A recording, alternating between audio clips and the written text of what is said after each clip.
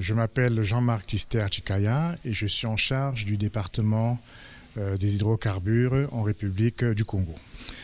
Alors oui, cette conférence est extrêmement importante pour la République du Congo, mais aussi pour l'ensemble du secteur, pour l'industrie en général, parce qu'elle permet d'une part d'échanger sur les législations en vigueur et les réglementations dans notre pays, mais aussi dans la sous-région. Mais elle permet aussi à l'ensemble des partenaires de discuter et d'échanger sur des problématiques de notre secteur au sens large, de l'amont pétrolier à l'aval pétrolier,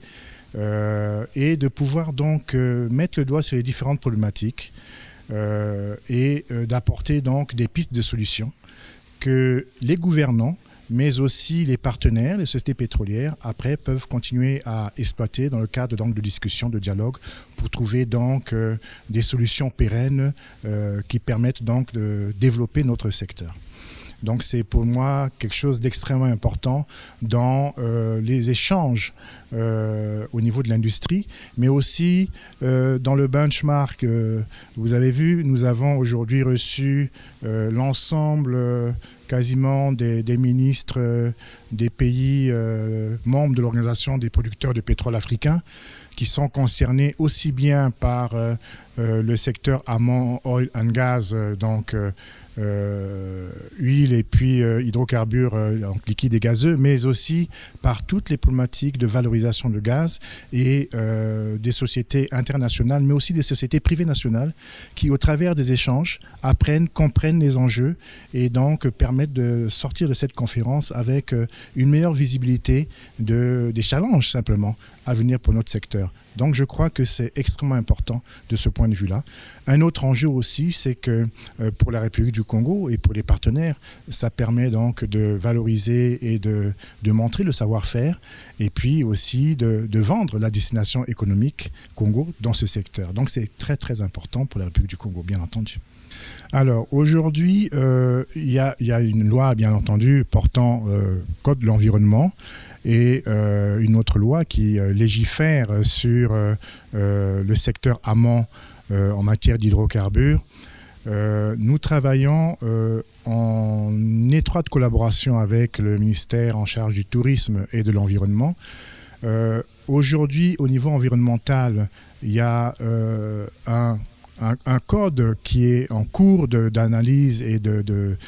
comment dirais-je, d'examen et d'adoption au niveau donc du gouvernement. Mais la loi portant code des hydrocarbures a déjà pris pas mal ce secteur en compte et elle a été déclinée dans la réglementation en vigueur en texte d'application.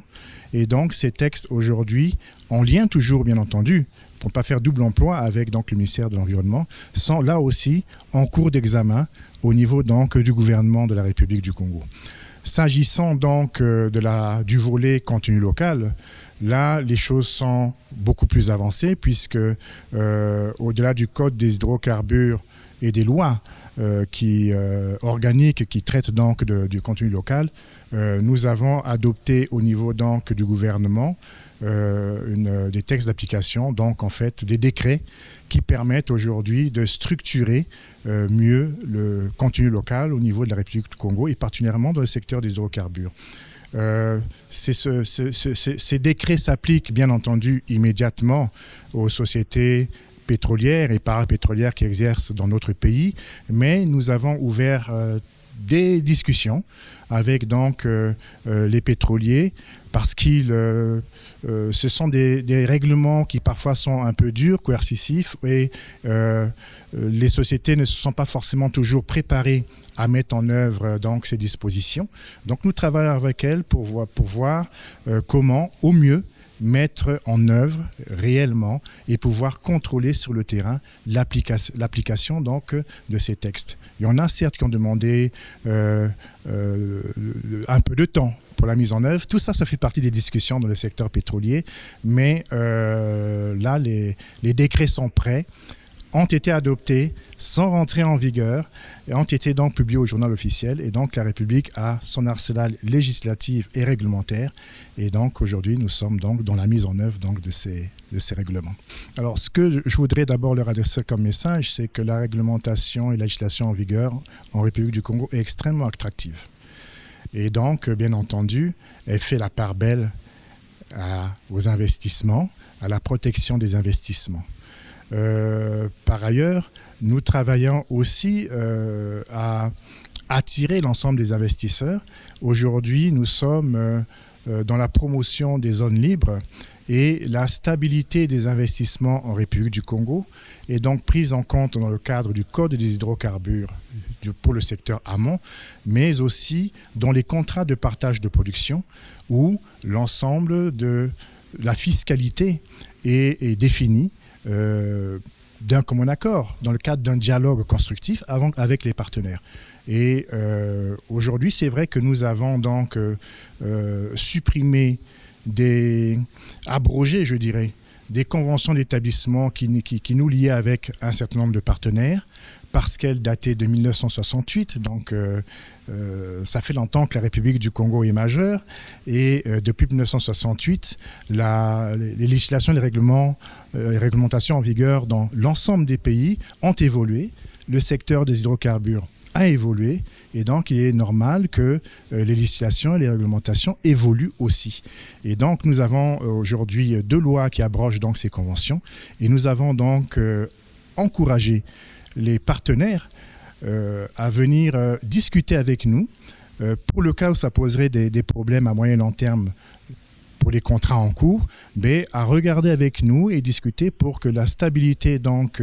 des investissements soit donc prise en compte dans les contrats de partage de production ou les avenants qui nous lient à ces sociétés. Donc tout est fait en République du Congo pour attirer les investisseurs, et encore une fois, nous avons un code extrêmement attractif. Alors aujourd'hui, nous avons une promotion des zones libres et nous avons énormément de retours, aussi bien onshore,